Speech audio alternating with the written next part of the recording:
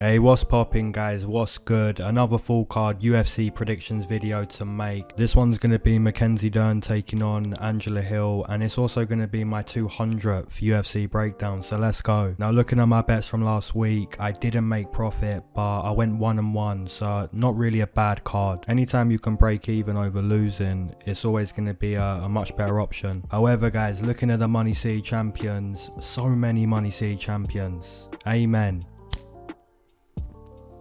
If you see your name on the screen, you already know. That's money. Alright guys, really nice job to the MoneyCity gang. We smashed it. You smashed it.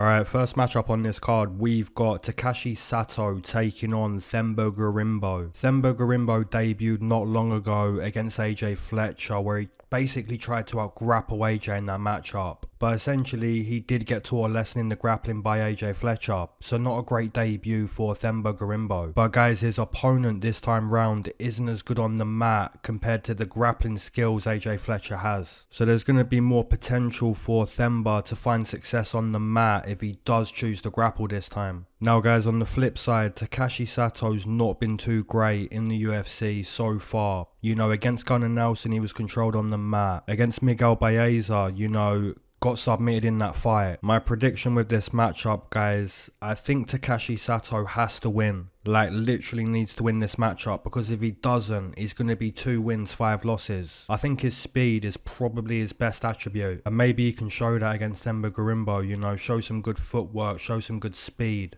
But yeah, I'm not super confident in Takashi Sato. Alright, moving into the next matchup, we've got Victoria Leonardo taking on Natalia Silva. Now guys, this matchup should be pretty easy to predict. If we're thinking about how impressive Leonardo has been compared to how impressive Natalia Silva has been, it's a pretty easy prediction to make. Now guys, Leonardo did get beat up by both Fiore and Melissa Gatto. Both of those fighters are pretty good, so there's no shame in losing those matchups, but she didn't really show to compete at a high level in those matchups. She does have a win over Mandy Bum, where she essentially done a good job at consistently clinching up, you know, getting control time against the fence, but also landing some nice knees, which kind of scored well with the control time in that matchup. Now guys, on the flip side, I do believe Natalia Silva is shown to be very, very good at striking. Her kicking ability is very good, you know, it was on display against Jasmine Jasdavicius, and just the overall speed of Natalia Silva is pretty clear to see, you know, super sharp, super quick, she's got power.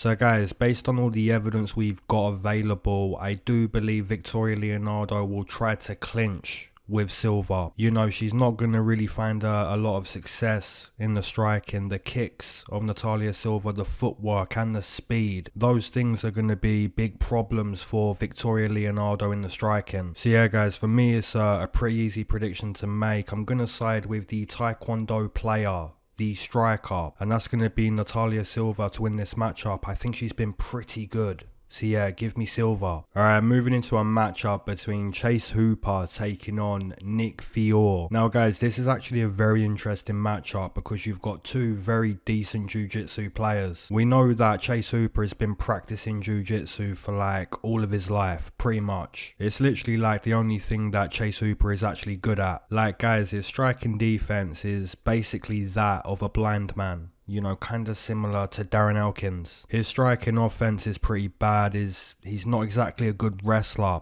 He's not got dangerous striking technique. His feints and setups are basically non-existent, which basically means he's going to be telegraphing all of his punches, which is basically what he does. But guys, the one thing that Chase Hooper is good at, it's going to be jiu-jitsu. Now with Nick Fiore, this guy's also a black belt under Renzo Gracie. His jiu-jitsu's probably good enough to compete with Chase Hooper. But guys, at the same time, Chase Hooper is quite a unique jiu-jitsu player. You know, kind of loves to attack the leg, attack the knee, attack the ankle. You know, that type of jiu-jitsu player is pretty tricky to deal with. You know, so the transitions, the jiu-jitsu transitions should be pretty good in this matchup. Now guys, Nick's UFC debut was on super short notice, and in all fairness, he did get beat up. You know, he got beat up pretty badly in that UFC debut, but really showed like a lot of toughness and a will to compete, a will to stay in the fight. Rebecca was throwing the kitchen sink at Nick. Then he started to get takedowns and started to dominate the fight on the mat. But yeah, Nick Fiore did show toughness in that UFC debut. Now guys, this matchup, like I said, it should be an interesting matchup. Both of these guys, they've got really good jiu-jitsu, but I'm gonna side with Nick Fiore because I've kinda lost faith in Chase Hooper. You know, he's not really shown enough progression in his game. There's too many things that kinda aren't getting better. Maybe he can show improvements against someone who's fairly inexperienced as Nick Fiore is, but for me, I'd rather side with Nick. Alright, moving into a matchup between Ilir Latifi taking on Rodrigo Nascimento. Now this matchup is kind of strange, but maybe it's necessary or maybe it's not necessary. Personally, if I was a matchmaker, I wouldn't make this matchup. Now guys, Latifi is quite clearly past his prime. You know, pretty undeniably past his prime. There was a time where he was speaking about being able to beat Daniel Cormier when Daniel Cormier was the man. And obviously Daniel Cormier is still the man, but yeah, Latifi was speaking about being able to beat Daniel Cormier at 205. But yeah guys, Latifi's prime days are not here anymore. Now, does that mean he can't win the matchup? No, it doesn't, but it's pretty good information to make known when people are gambling on fights. You know, typically we don't want to bet on someone who's closer to the end than closer to their prime. But yeah, looking at Latifi, he does like to use the calf kick. He really likes to use the wrestling. Those are like the two main weapons that Latifi wants to use. Now guys, Rodrigo Nascimento, in my opinion, he's okay. You know, not great, not terrible, he's okay. Primarily a jiu-jitsu player is Rodrigo Nascimento, so the grappling may be interesting if Latifi tries to wrestle, essentially choosing to challenge the grappling of Rodrigo Nascimento. That would be interesting. But yeah guys, I'm not really too high on Nascimento.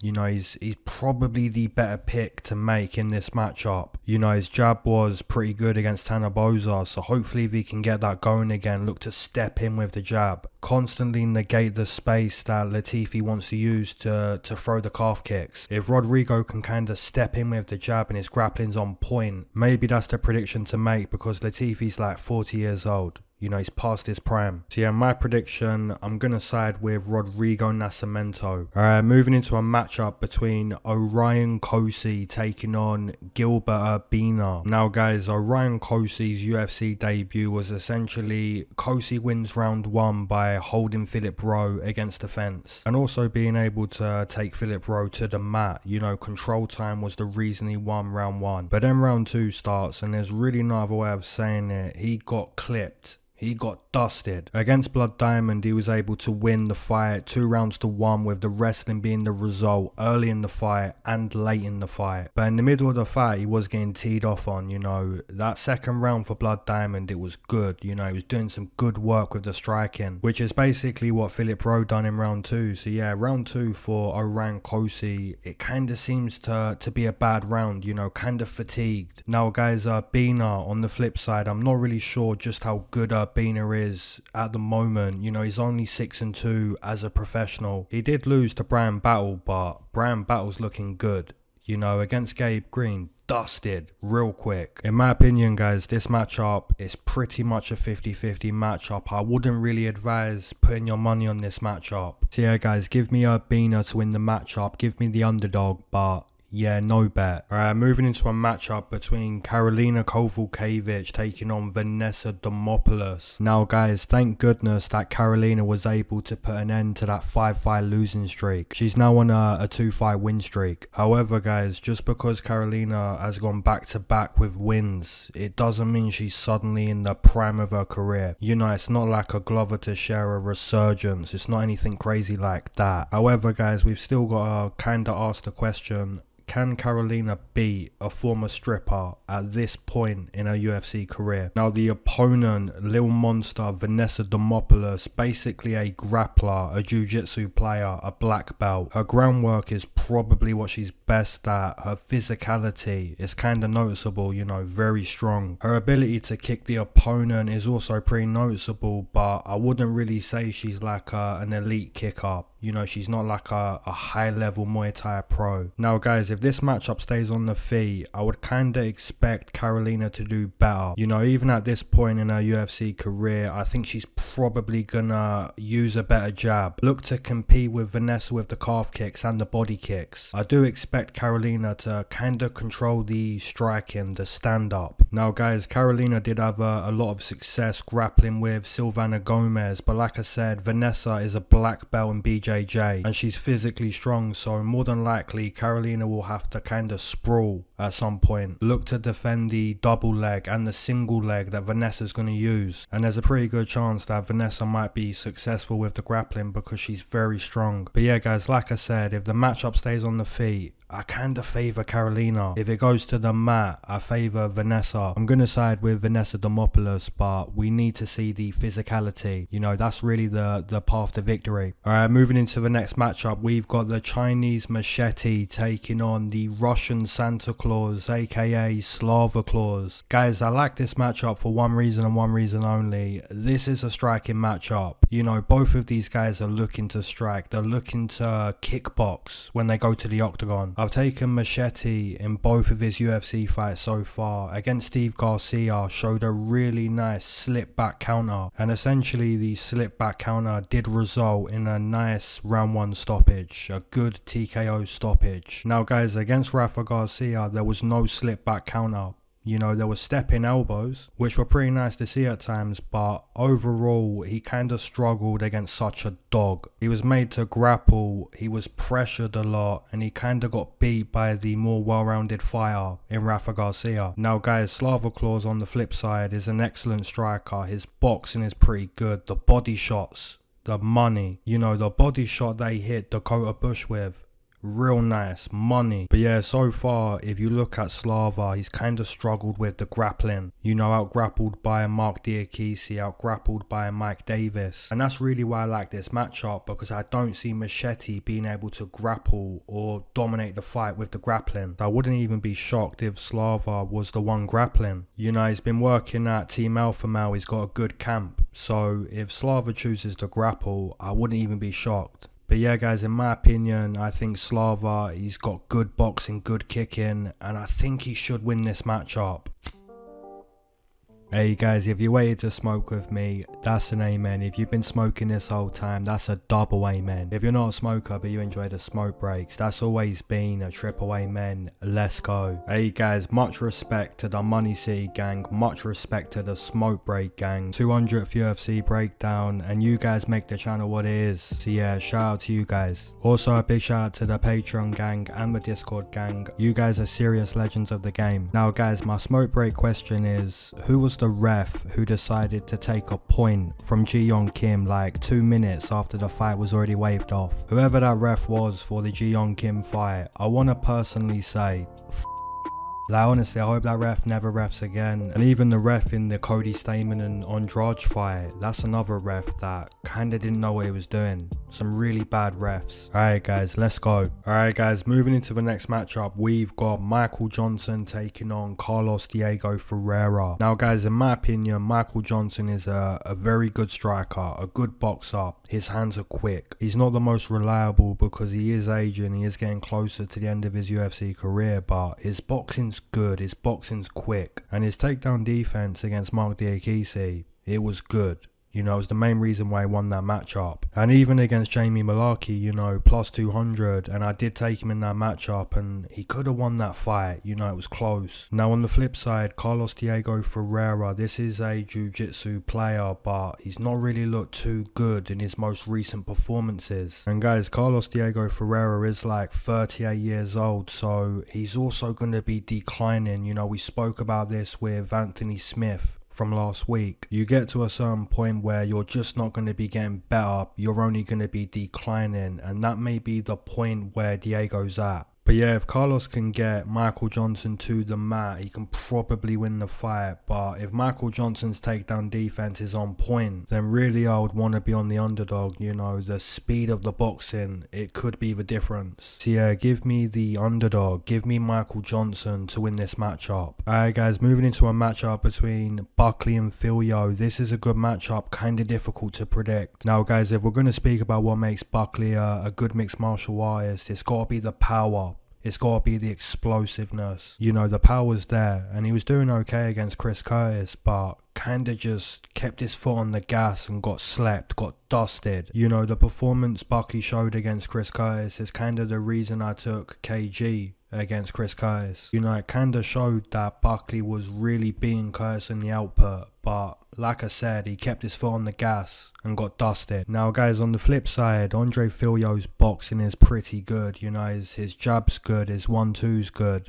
He's primarily a boxer, but man, he kinda got tired against Salakov and then he got dusted. So yeah, this matchup is kinda difficult to predict because Buckley's got the power, but Fialho's got the boxing technique. Buckley could look to kinda take this fight to the mat, you know, look to grapple. So yeah, this one's kinda difficult to predict and I really wouldn't bet this matchup. But yeah guys, my prediction, I'm gonna side with Buckley to use some wrestling. You know, get Fialho to the mat and kind of make it a difficult fight the longer the fight goes. Moving into the next matchup, we've got Emily Ducote taking on Loopy Godinez. Now guys, this is going to be a short notice matchup for Loopy, but still a good matchup. Now guys, Loopy Godinez is a good wrestler. She's not been like great in the UFC, you know, there's times where her output's not good. You know, kinda got worked by the jab of Cynthia Calvillo, and that fight was kinda closer than I expected. Now guys, on the flip side, Emily Ducote, I have predicted both of her UFC fights correctly. Against Jessica Penne, she was able to dust the opponent with the calf kick. Against Angie Hill, I did take Hill as the underdog, and she kinda showed there's levels to the game. Now guys, I would say Emily Ducote is the better striker. Like from a technical standpoint, her kicks are pretty good. She's probably gonna have more success on the feet than Loopy Godinez. You know, Loopy's output at times is kinda low. If Loopy Godinez wants to win this matchup, I think she's probably gotta catch a kick or get Ducote to the fence. You know, start to make the matchup kinda ugly, look to fatigue Emily Ducote and essentially be successful with the grappling, you know, take Ducote to the mat. Which guys, I know is kinda not been too good for Loopy. You know, against Cynthia, the wrestling wasn't too good. It wasn't really there. Against Angela Hill, when she did get Angie to the mat, she got swept. I think it's a fair matchup though, a good matchup, and I'm gonna side with Loopy to slightly outcompete Ducote. Moving into the co-main event, we've got Edmen Shabazian taking on Anthony Hernandez. This is a good co-main event. Now guys, this fight's going to be interesting because when you re-watch the career of Edmen, you're going to notice that his weaknesses are kind of the main attributes of Anthony Hernandez. You know, Edmen hasn't really shown to be a really good grappler, whereas Hernandez has kind of shown to be a relentless wrestler. His grappling's very good. Edmen's cardio's not too good, and when you look at Hernandez, he kind of pushes a good pace. Now guys, Edmen did have a nice performance against Doucher, but Doucher doesn't really push a pace the way Hernandez can. So it's probably fair to say that Doucher couldn't test the weaknesses of Edmen. But guys, make no mistake, Hernandez is a good test for Edmen Shabazian because like I said, his weaknesses are the strengths of Hernandez. Guys, I do believe that Edmen is probably the technically better striker in this matchup, but if he doesn't control the pace, doesn't dictate the pace, then he's probably going to lose the fight. So if he gets grappled, gets pushed against the fence, or even taken to the mat, more than likely he's not going to do well in that matchup. But if he stays off the fence and stays off the mat and is able to control the pace, then he's got a pretty good chance. You know what guys, give me the big underdog, give me Edmen Shabazian to win this co-main event. It's a good test. It's a good matchup. Moving into the main event, we've got Mackenzie Dern taking on Angela Hill. Now guys, we know that Mackenzie Dern's jiu-jitsu is super good. We know that her jiu-jitsu is like levels and levels above Angela Hill. But it's kind of like the same thing as Kron Gracie and Chase Hooper, where Mackenzie Dern's jiu-jitsu is like the best thing in her game. And all the other attributes are like kind of lacking Not lacking, but they're nowhere near the level of her jiu-jitsu. And to be honest, some people have said like her striking's lacking, her wrestling's lacking. It's fair to say. I did pick Jan and Marina against Dern, and both of those were decent underdogs. Essentially, guys, if Angela Hill can avoid playing the grappling game, she's probably got a very good chance against a jiu-jitsu player on the feet. It's probably fair to say that Angela Hill's takedown defense isn't good, but it has improved. You know, her grappling now compared to 5 years ago, there is a big difference. However, guys, regardless of the grappling improvements Angela Hill has made, you still don't want to go to the mat against Mackenzie Dern. Her grappling is super good. Her jiu-jitsu is dangerous. And guys, you see against Verna Jandiroba, where she got dominated, and I kind of think that Dern does have a good chance at basically replicating that performance. So yeah, for me, guys, I do believe Mackenzie Dern is going to win her first main event. You know, this would be third time lucky for Mackenzie Dern in a UFC main event, and I think she's going to win this one. So yeah, give me Mackenzie Dern to find an early submission. I know a lot of people are going to side with Angie Hill because she's the OG, and if the fight stays on the feet, she's going to do well. But I just think this matchup does go to the mat, and there's such a difference on the mat. You know, kind of similar to Rosenstruik and Almeida, there's levels on the mat. And I just think Dern is going to find that early submission. So yeah, that's going to be my pick. As always, keep your eyes to the sky and never glued to your shoes. That's Mac Miller. Peace.